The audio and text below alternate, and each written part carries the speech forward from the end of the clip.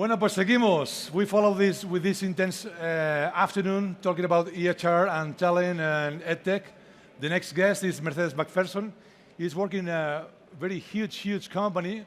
It's called Globant. You can visit their stand.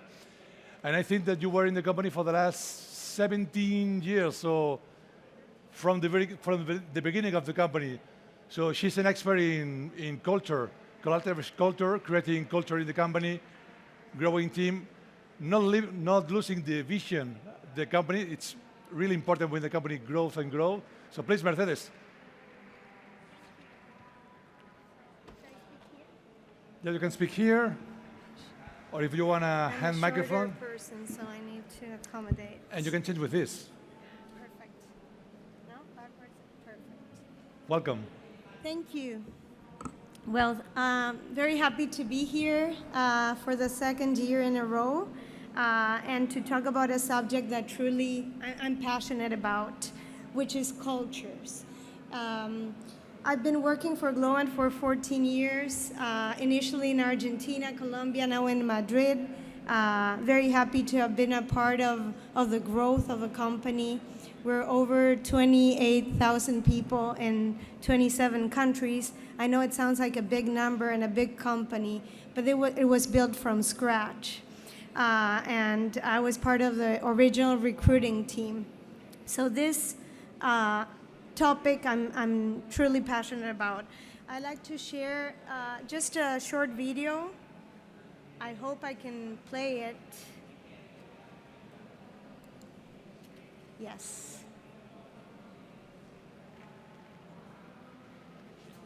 We cannot hear it, if it's possible. 5 million Americans Oh, it handed is. in their resignation.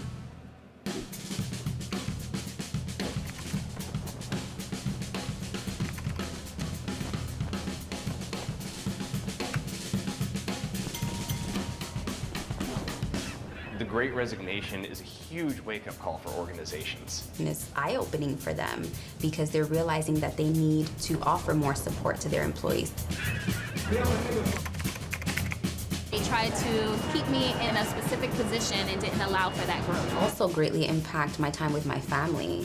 That lack of communication, the lack of the environment. I feel that a strong, healthy work culture Work culture Is important for the future of a company. It's important to feel attached to a company's purpose. And the companies that lean on technology are going to be the ones that succeed and thrive. So I think this video talks about culture, and culture is at the very center of the agenda, especially in companies that where talent is absolutely essential. Talent is everything to us. We have nothing else but talent. So if culture is not part of the agendas of the companies that we work for, we're in big trouble. People are telling us they want to be heard, they want to grow, they want to feel respected. And organizations have never had as much interaction and information about how people are feeling as we do now.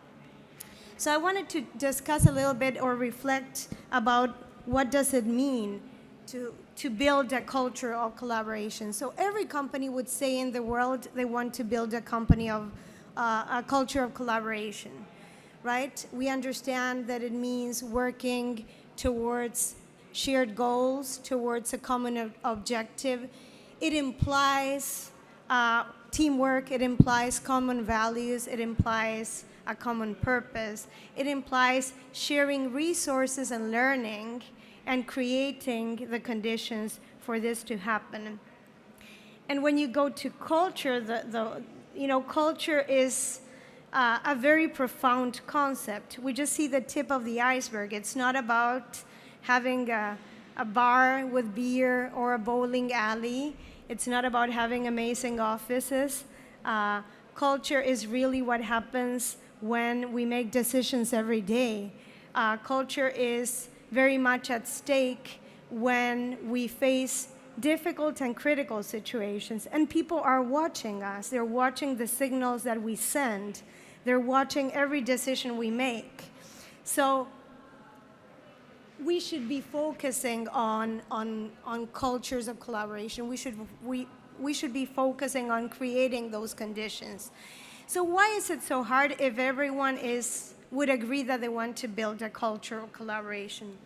So the interesting part is the same factors that facilitate collaboration are also the same factors that many times inhibit collaboration. So we nowadays work as part of global teams that are highly specialized, that are geographically dispersed, that come from multidimensional backgrounds. Diversity is very present in all of our teams. Many of us form teams per project, so people start and finish working for a project, and then they're part of a different team. So it's never been as challenging, the workspace has never been as challenging and changing as it is now. So it is harder for people to work in the current conditions. And probably the conditions that inhibit collaboration were the same historically. They have not changed. But our current workspace, the times that we're, and how we're working nowadays, it's a lot more challenging. So I wanted to mention some of the challenges that we have, right? So I'd like to start with individual skills. Every company focuses on individual skills. We recruit measuring abilities and skills. We are not set for collaboration. We're not set for thinking how teams will work together and how to foster those conditions. We have a lot of challenges which are remote work. Obviously, this is here to stay, so it's a reality. Geographical distance. Diversity is amazing, and we always say we want to work in diverse teams, but working in diverse teams is extremely hard. Communication is extremely hard, and it's extremely challenging. The size of the teams also makes it harder. So what can we do? Where should we focus? So at the very foundation of the company, the leaders, creating learning environments that are learning environments that foster continuous learning. They were referring to that just in the previous conversation. Clarifying team structure and goals, because a lot of times this is very hard to understand in organizations. We're not clear about goals. We're not clear about the scope of a team. We're not clear about how are we to work together to achieve something, not by ourselves, but together. And then we have a lot of information and we can take action. That's the good news. So I'd like to talk a little bit about why leaders are of essence. We are, even though we work in technology and there's a lot of AI, we rely on the leaders because they are the foundations of a company. They're able to reach every individual in the organization. So we are linguistic beings. We understand language, conversations. Leaders are here in the organization to have meaningful and purposeful conversations. And I think the power of the conversations is absolutely underrated at this moment. So when we're talking about new abilities, are we talking about how many organizations are measuring the conversational quotient of their leaders? How many conversations are being held, and how many of those are being considered generous, valuable, and meaningful to their teams? So conversations have a big impact on our results. And all of us are having a lot of conversations at this moment. It's not just me speaking. It's all of you having your internal conversations. If we interact, it's probably all of our interactions, all of our perceptions, our internal voices. We have conversations of action. We have conversations that are very transactional of possibility. But we also have conversations when we're really talking about relationships. This is what we're talking about. So that's why we need leaders who are empathic. We need leaders who are connected. We need leaders who are consistent. This is very much of importance to us, especially with geographically dispersed teams. That's why we launched a training called Inclusive, Empathic, and Authentic Leadership. that every leader in the organization should be a part of. And we continue fostering diversity as well within our leadership teams, not just based on gender, but based on the multi-dimensions that diversity brings. So this is absolutely of essence to us. The second thing that fosters collaboration is creating continuous learning environments. We just talked about how technology changes, and I was reading some information for this conversation, and what was interesting is that abilities are changing as fast as it's never changed before. So just in 2 years, as a result of a World Economic Forum, abilities will change. And the way we measure those abilities will change. A second interesting thing is that the jobs that we will have by 2030, considering to manpower, 65% of those jobs do not exist at this moment. So if we're not talking about learning and the learning ability of our people, we are in trouble. As we said, everyone learns and teaches at the same time. So we created something called the learning match, which means it's a feature so people can say what they can teach about and what they would like to learn about, which competences they would like to develop, continue developing, and they can find a match internally in their organization so that competence or ability is acquired. We also conform communities. We were just discussing that previously as well, the power of the community. We learn from others. We learn from others all the time. And then the importance of having a career mentor who's really supporting people throughout their career, not just throughout a project. It's important that they have the whole visibility of the career, that we define goals, and that somebody's supporting them, sponsoring them, and mentoring them. When we talk about organizations and we talk about abilities, we need to be fostering the ability to listen, the ability to mentor, the ability to coach. Especially listening, is underrated, underestimated. We do not know how to listen. And listening really means generosity. Listening really means humbleness. And when we listen, we're typically already trying to respond, already have something in our minds. So it's a hard skill that we're trying to foster in the organization. Another interesting aspect is friction happens all the time when we do not have a clear scope, when we do not have clear goals, and it inhibits collaboration. So many years ago, Globant created an agile framework on how to form teams. Teams are named pods. These teams are extremely connected with the business. They are empowered. They define their moment of constitution. They are so connected with the business that they understand the purpose of a client and why that's happening. And there are no layers between teams and clients. They're absolutely connected. They have autonomy. They understand the purpose of their team. They have defined how to conform the team and who has which responsibility. Sorry, I'm going fast because I'm watching the time here. And then at the same time, we have never had the information that we have now, which is the good news.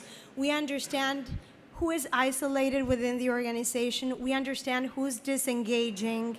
We understand through organizational network analysis how teams are connected between each other.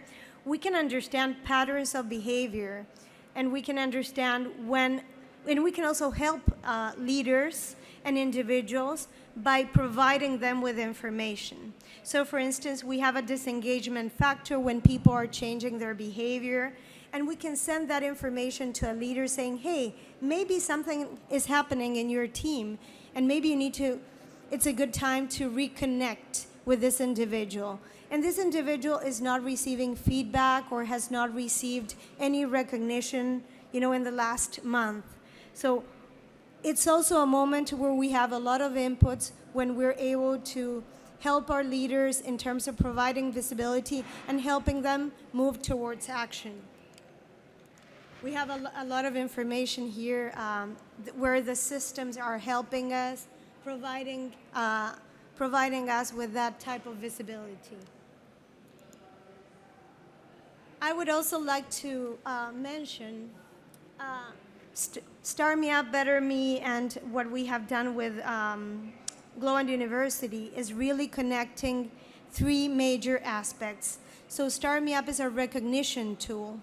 Everyone can recognize any peer, any leader in the organization worldwide. You can also share kudos for teams.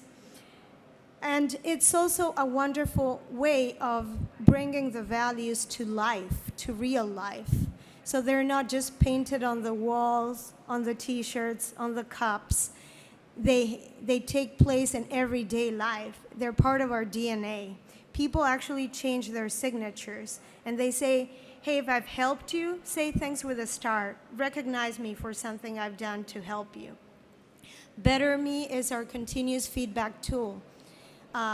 So I'm talking about continuous recognition, I'm mentioning continuous feedback, and thus the opportunity to have continuous improvement and learning and relearning. And if I'm not doing something, or if I need to improve something, that I can go to the campus and maybe get some trainings that would help me further develop or improve what I'm not doing so well, or have an area of opportunity.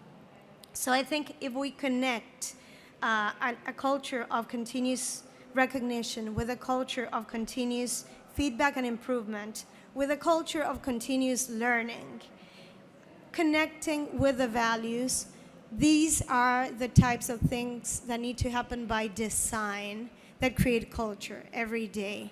This is what fosters the type of culture that we would like to have, which is a culture of collaboration. I would also like to finish with a quote by Peter Drucker that you may have all heard sometime in your life, which is, culture eats strategy for breakfast. What that really means is it does not matter if you have a brilliant future, a brilliant business, a brilliant strategy.